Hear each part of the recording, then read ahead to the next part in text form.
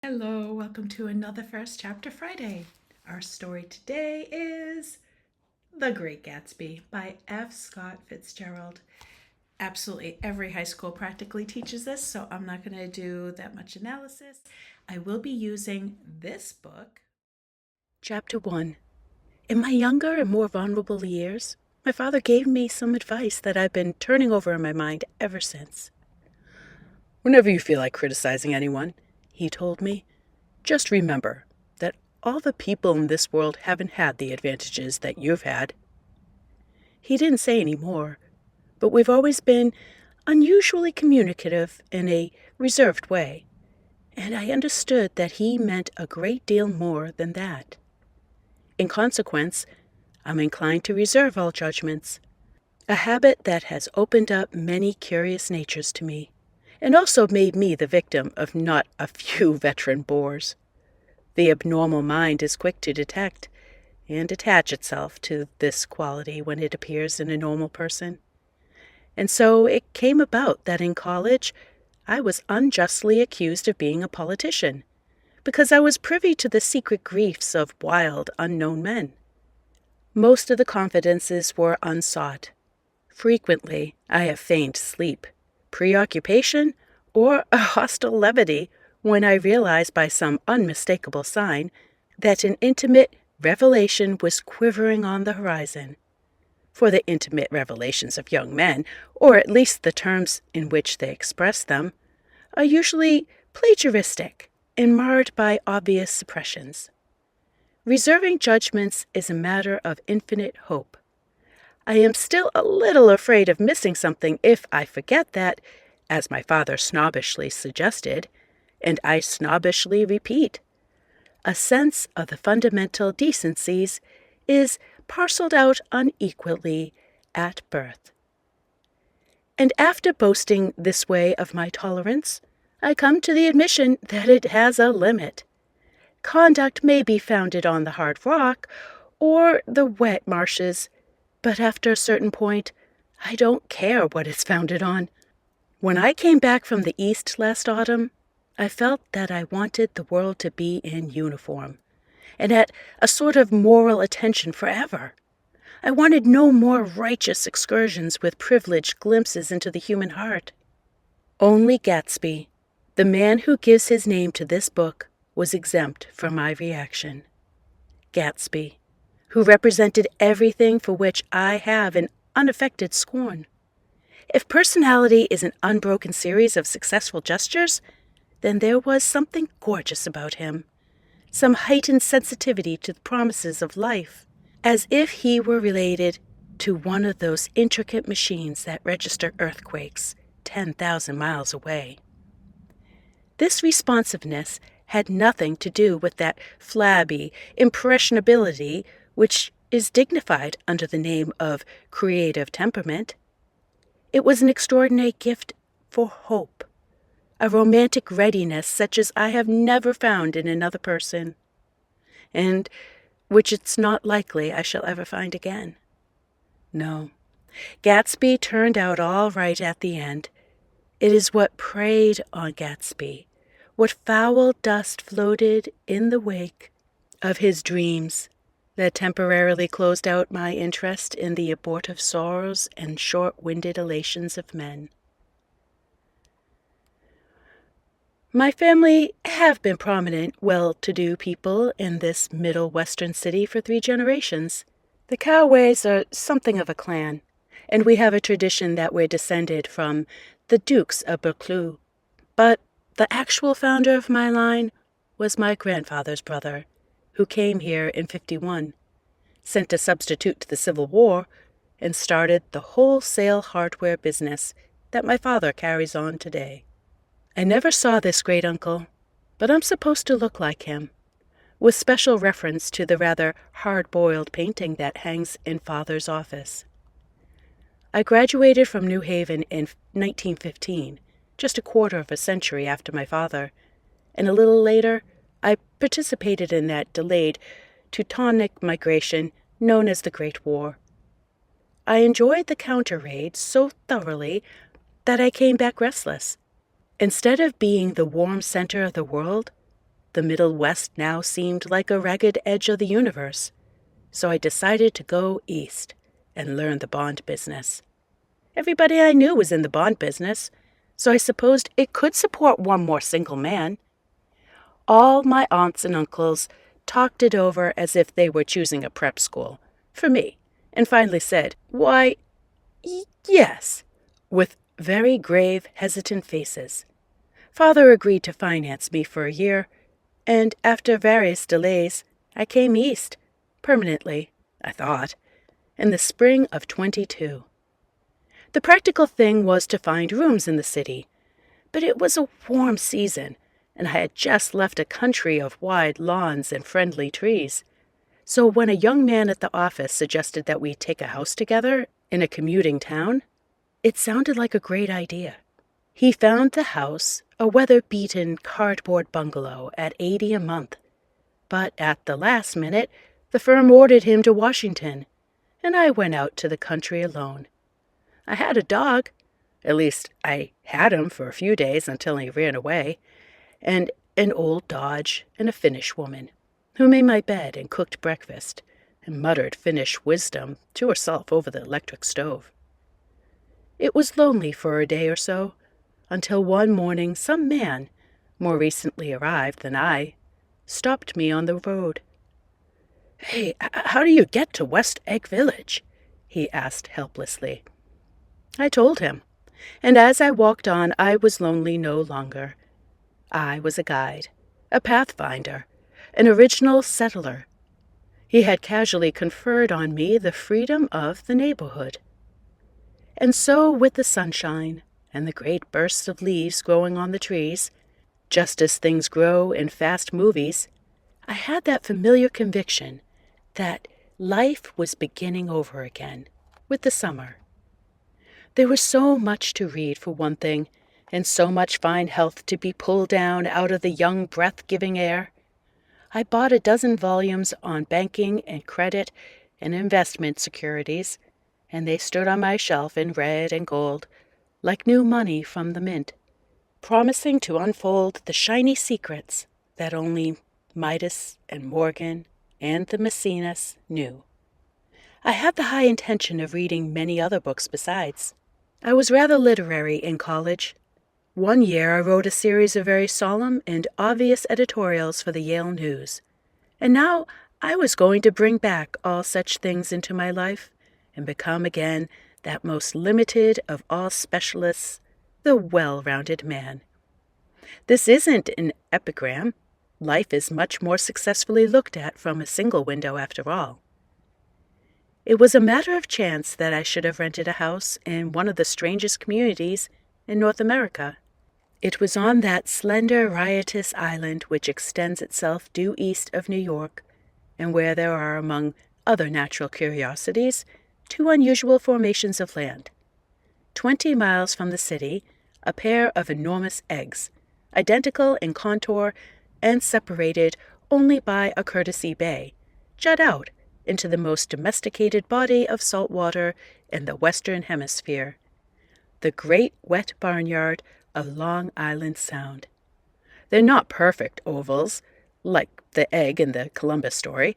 They are both crushed flat at the contact end, but their physical resemblance must be a source of perpetual wonder to the gulls that fly overhead. To the wingless, a more interesting phenomenon is their dissimilarity in every particular except shape and size.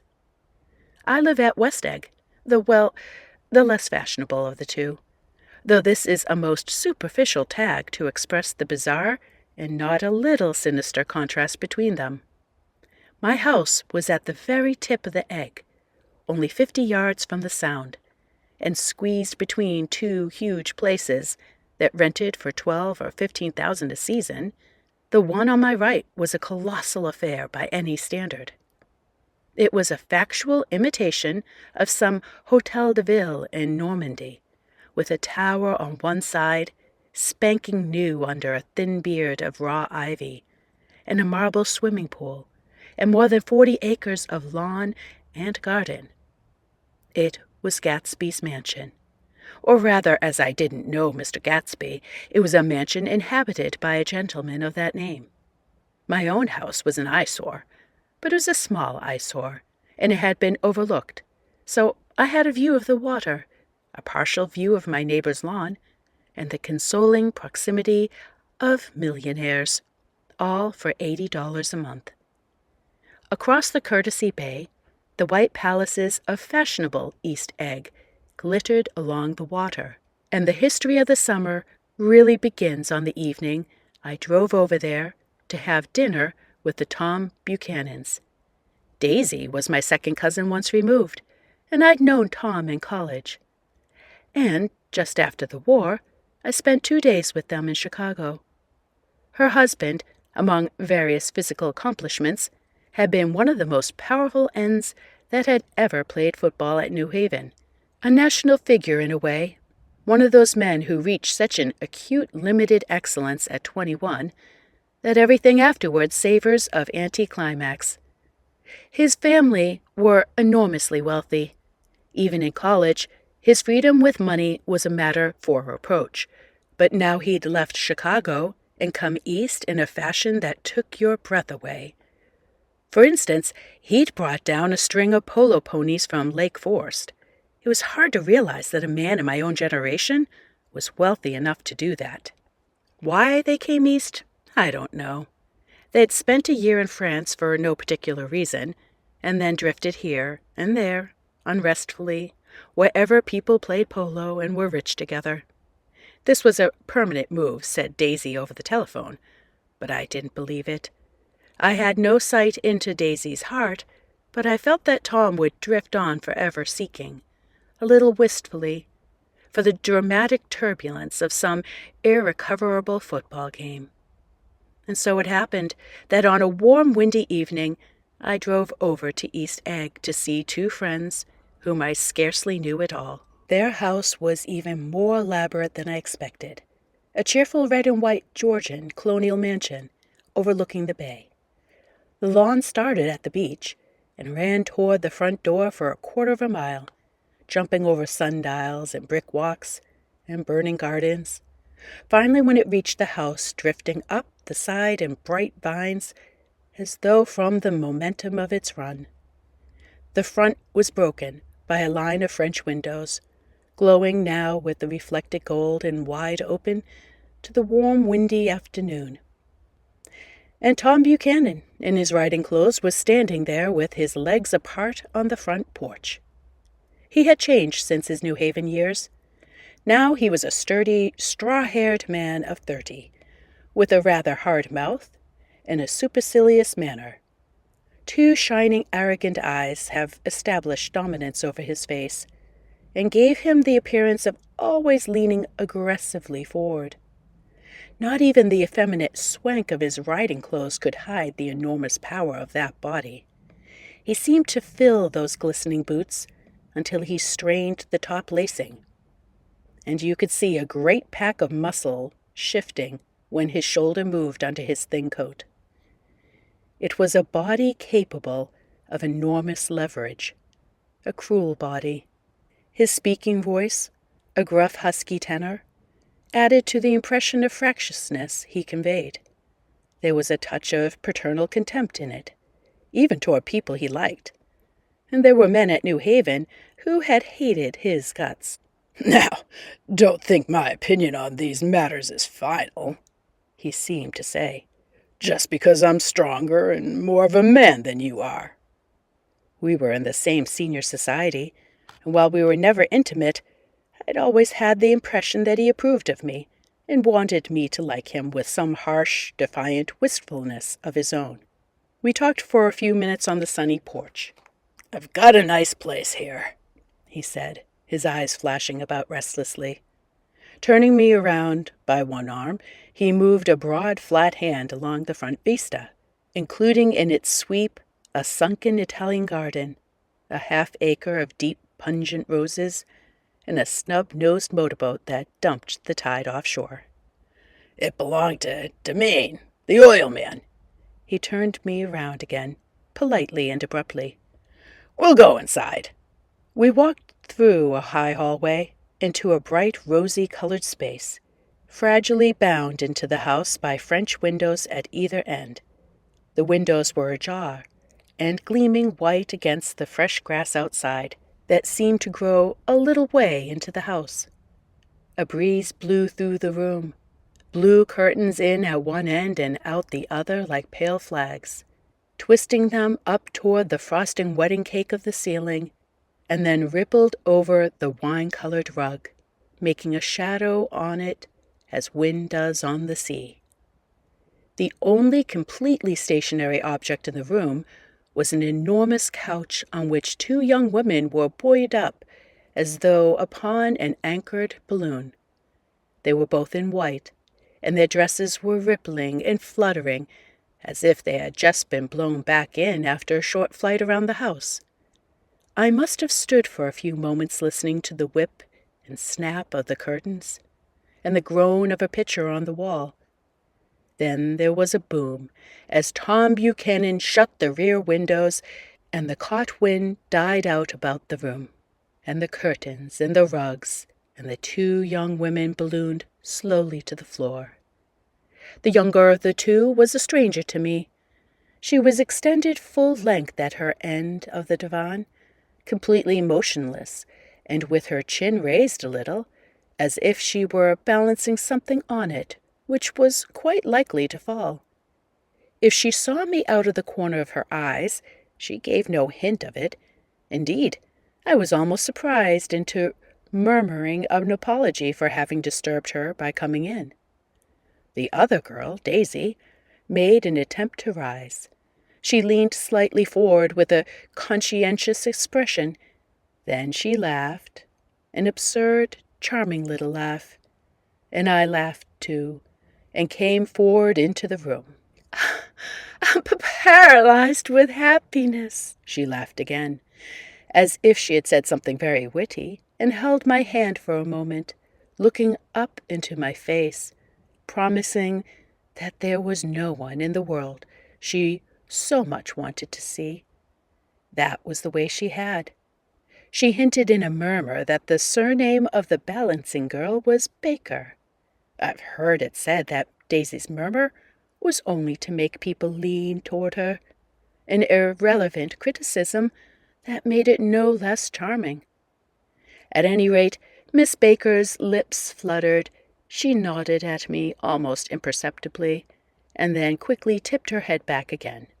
The object she was balancing had obviously tottered a little and given her something of a fright. Again, a sort of an apology rose to my lips. Almost any exhibition of complete self-sufficiency draws a stunned tribute from me. I looked back at my cousin, who began to ask me questions in her low, thrilling voice. It was the kind of voice that in the ear follows up and down, as if each speech is an arrangement of notes that will never be played again. Her face was sad and lovely with bright things in it. Bright eyes and a bright, passionate mouth. But there was an excitement in her voice that men who had cared for her found difficult to forget. A singing compulsion, a whispered listen, a promise that she had done gay, exciting things just a while since, and that there were gay, exciting things hovering in the next hour.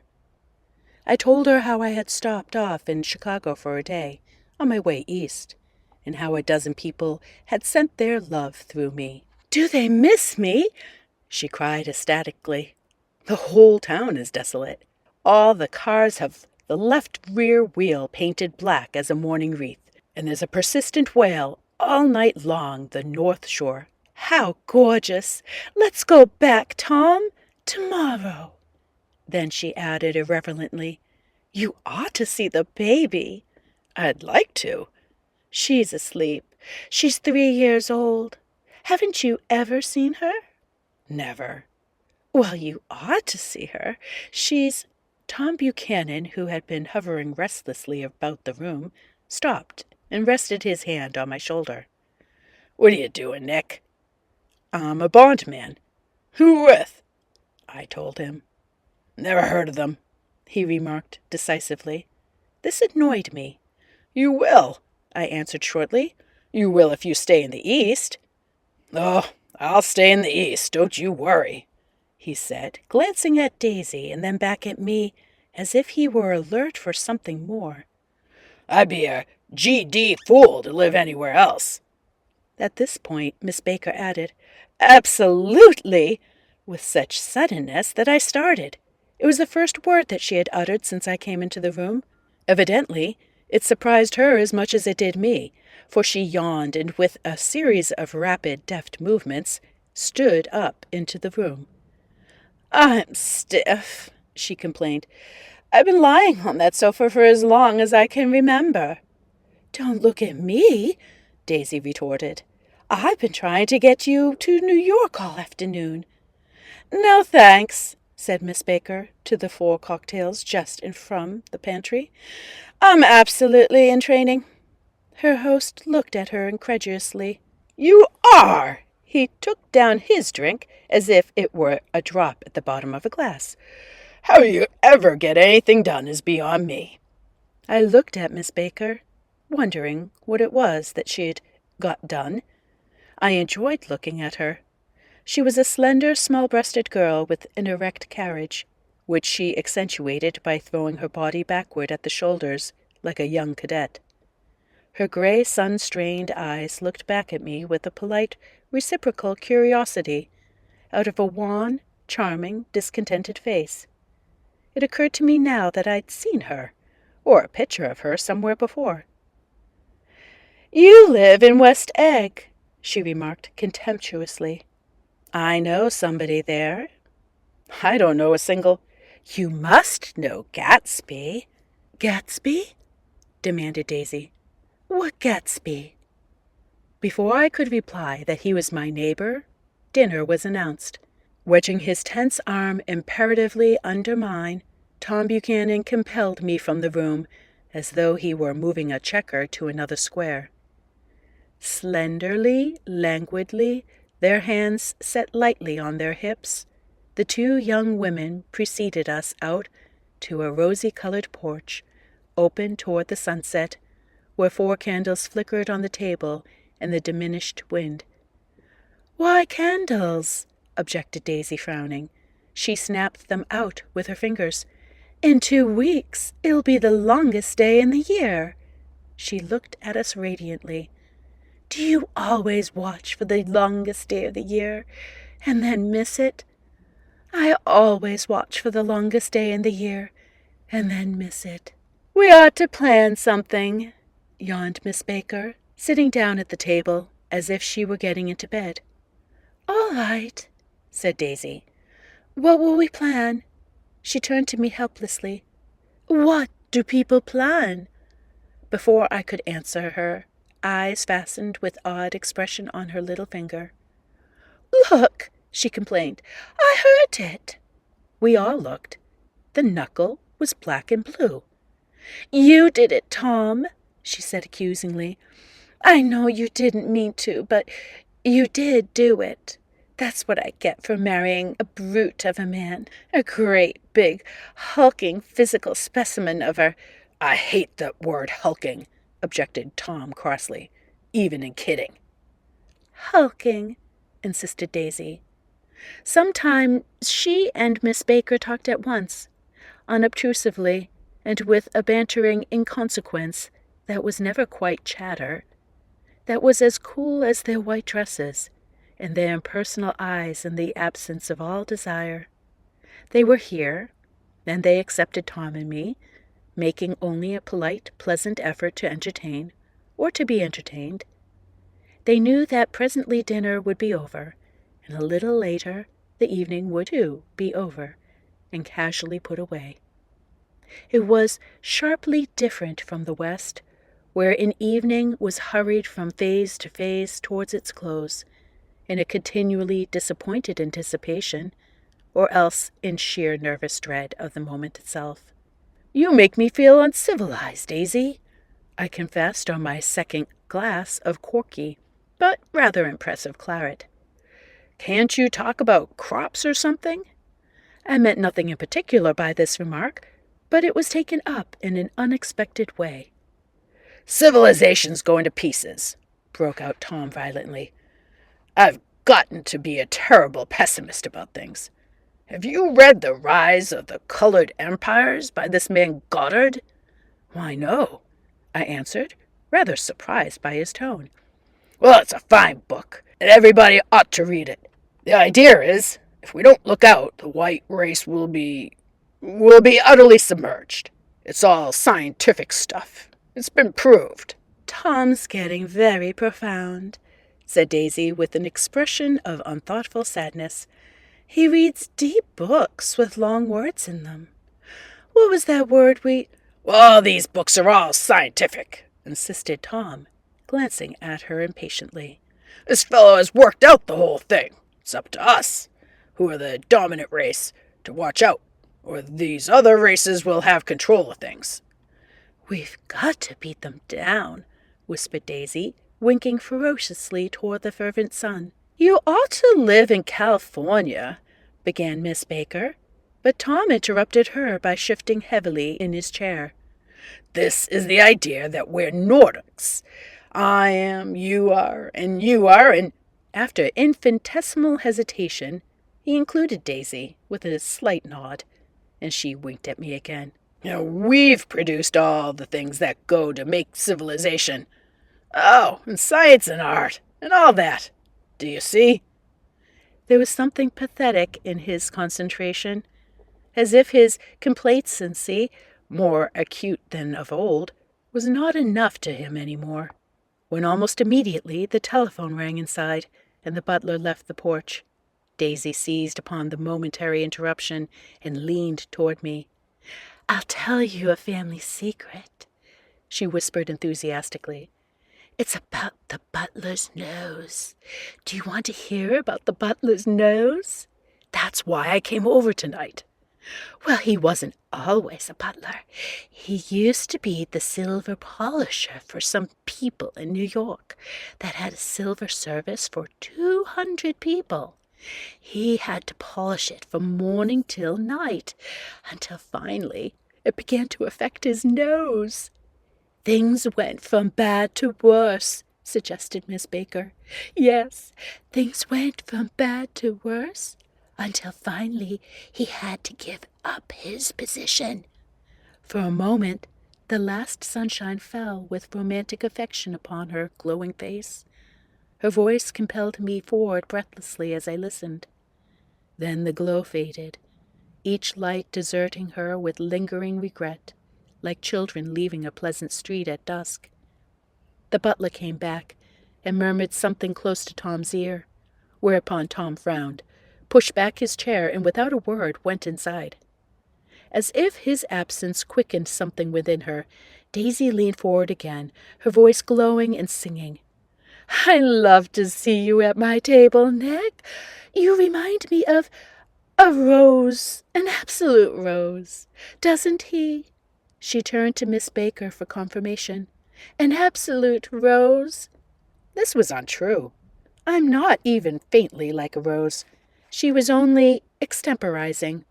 But a stirring warmth flowed from her, as if her heart was trying to come out to you, concealed in one of those breathless, thrilling words. And then suddenly she threw her napkin on the table and excused herself and went into the house. Miss Baker and I exchanged a short glance, consciously devoid of meaning. I was about to speak when she sat up alertly and said, "Shh," in a warning voice. A subdued, impassioned murmur was audible in the room beyond, and Miss Baker leaned forward unashamed, trying to hear. The murmur trembled on the verge of coherence, sank down, mounted excitedly, and then ceased altogether. This Mr. Gatsby you spoke of is my neighbor, I began. Don't talk. I want to hear what happens. Is something happening? I inquired innocently. You mean to say you don't know? Miss Baker, honestly surprised.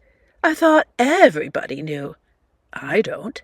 Why, she said hesitantly, Tom's got some woman in New York.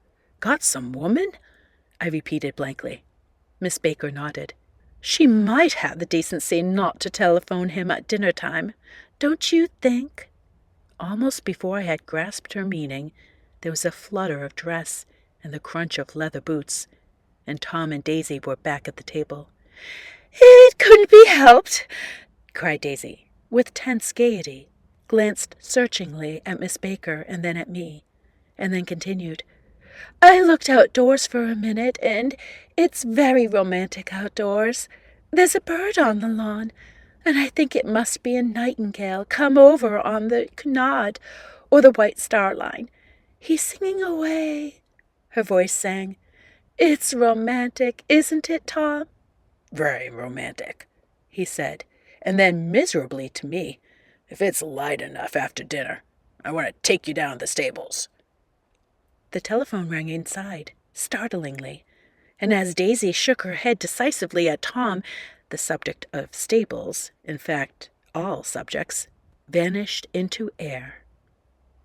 Among the broken fragments of the last 5 minutes at table, I remember the candles being lit again, pointlessly, and I was conscious of wanting to look squarely at everyone, and yet to avoid all eyes. I couldn't guess what Daisy and Tom were thinking, but I doubt if even Miss Baker, who seemed to have mastered a certain hearty skepticism, was able to utterly put this fifth guest's shrill metallic urgency out of mind.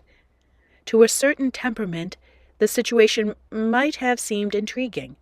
My own instinct was to telephone immediately for the police. The horses, needless to say, were not mentioned again. Tom and Miss Baker, with several feet of twilight between them, strolled back into the library as if to a vigil beside a perfectly tangible body. While trying to look pleasantly interested and a little deaf, I followed Daisy around a chain of connecting verandas to the porch in the front. In its deep gloom, we sat down side by side on a wicker settee. Daisy took her face in her hands, as if feeling its lovely shape, and her eyes moved gradually out into the velvet dusk. I saw that turbulent emotions possessed her, so I asked what I thought would be some sedative questions about her little girl. "We don't know each other very well, Nick," she said suddenly. "Even if we are cousins, you didn't even come to my wedding." "I wasn't back from the war." "That's true," she hesitated. "Well, I've had a very bad time, Nick, and I'm pretty cynical about everything." Evidently she had reason to be. I waited, but she didn't say any more, and after a moment I returned rather feebly to the subject of her daughter. "I suppose she talks and eats and everything?" "Oh, yes." She looked at me absently. "Listen, Nick, let me tell you what I said when she was born. Would you like to hear?" "Very much." "I'll show you how I've gotten to feel about things. Well, she was less than an hour old, and Tom was God knows where. I woke up out of the ether with an utterly abandoned feeling, and asked the nurse right away if it was a boy or a girl. She told me it was a girl, and so I turned my head away and wept. 'All right,' I had said. 'I'm glad it's a girl, and I hope she'll be a fool. That's the best thing a girl can be in this world. A beautiful little fool. You see, I think everything's terrible anyhow.' She went on in a convinced way. 'Everybody thinks so, the most advanced people. And I know. I've been everywhere and seen everything and done everything.' Her eyes flashed around her in a defiant way, rather like Tom's, and she laughed with a thrilling scorn. 'Sophisticated!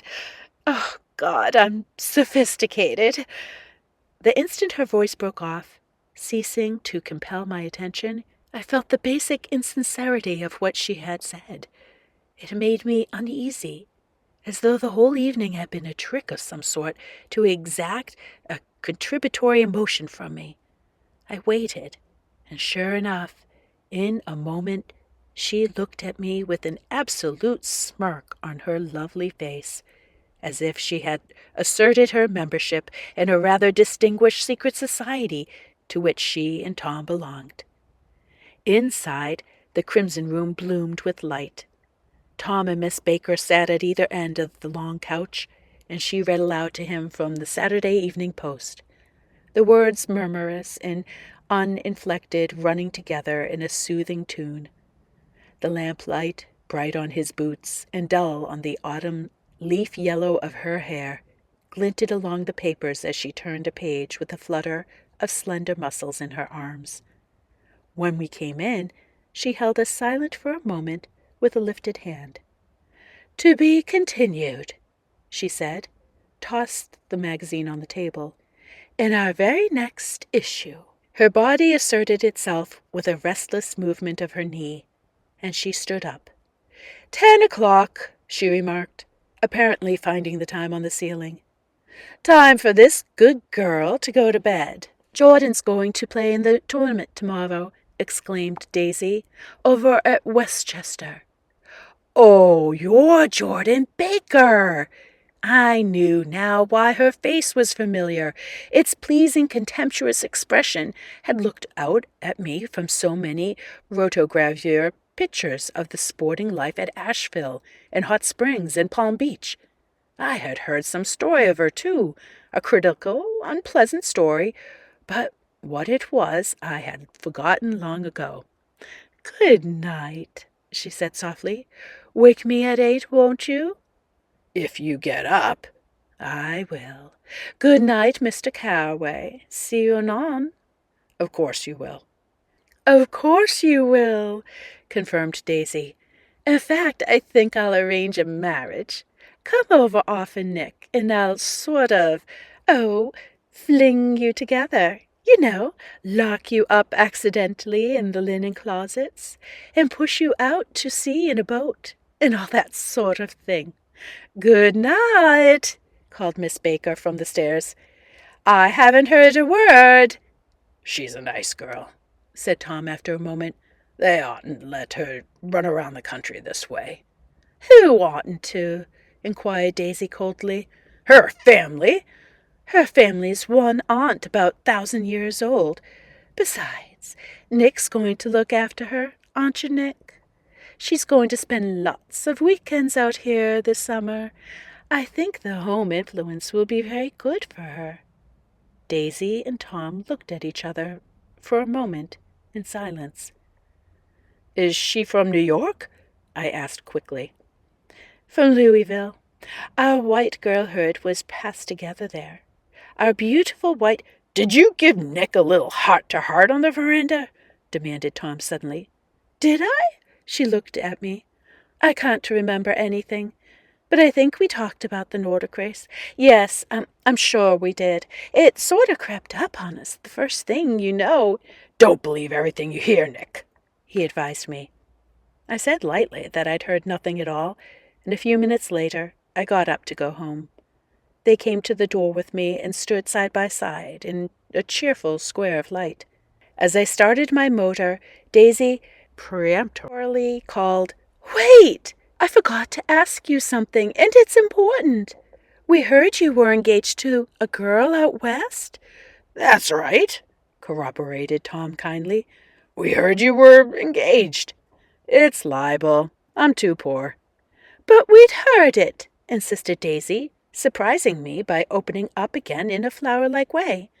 "We heard it from 3 people, so it must be true." Of course I knew what they were referring to, but I wasn't even vaguely engaged.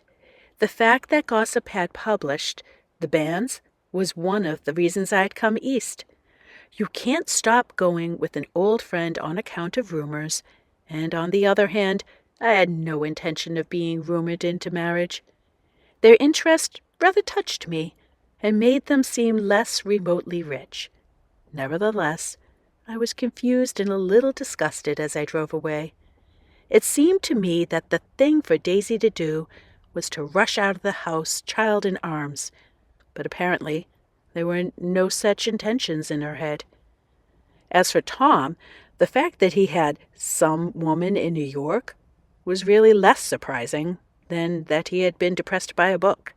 Something was making him nibble at the edge of stale ideas, as if his sturdy physical egotism no longer nourished its peremptory heart. Already it was deep summer on the roadhouse roofs, and in the front of wayside garages, where new red petrol pumps sat out in pools of light. And when I reached my estate at West Egg, I ran the car under its shed and sat for a while on an abandoned grass roller in the yard. The wind had blown off, leaving a loud, bright night, with wings beating in the trees and a persistent organ sound as the full bellows of the earth blew the frogs full of life. The silhouette of a moving cat wavered across the moonlight, and turning my head to watch it, I saw that I was not alone.